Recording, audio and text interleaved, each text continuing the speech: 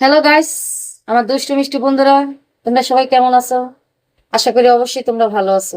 তো আমিও ভালো আছি আলহামদুলিল্লাহ। তো আজকে একটা গল্প নিয়ে আসলাম তোমাদের সামনে। মেয়ের জামাই মেয়ের সাথে কিভাবে খেলা করে সেটা শ্বশুরে দেখবে, সেই গল্পটা আমি তোমাদের সামনে তুলে ধরলাম। তোমরা শুনতে থাকো মনোযোগ সহকারে। তো আমি গল্পটা শুরু করলাম। মরিচ ক্ষেত মরিচ ক্ষেত নিরাইতে গেছে। পরের দিন সকালবেলা মরিচ ক্ষেত নিরাইতে গেছে।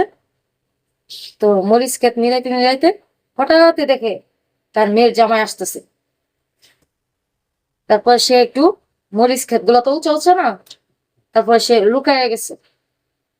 লুকায়া যাওয়ার পরে এমনি আবার উকি মেরা দেখতেছে। ওরা হঠাৎ করে দেখে কি আস্তে আস্তে আস্তে বৈশা পড়ছে প্রস্রাব করার জন্য।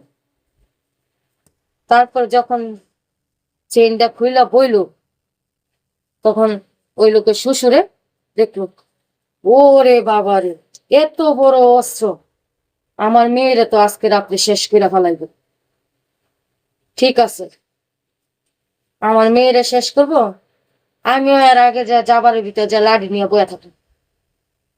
আমার মেয়ের মিশিং যখন আমার মেয়ের ভিতরে দিবে, আমার মেয়ে যদি খালি একটা চিল্লাম দেয়, তা তার অস্তিত্ব রাখবো না, একটা বাড়ি দেবে মাথার মধ্যে।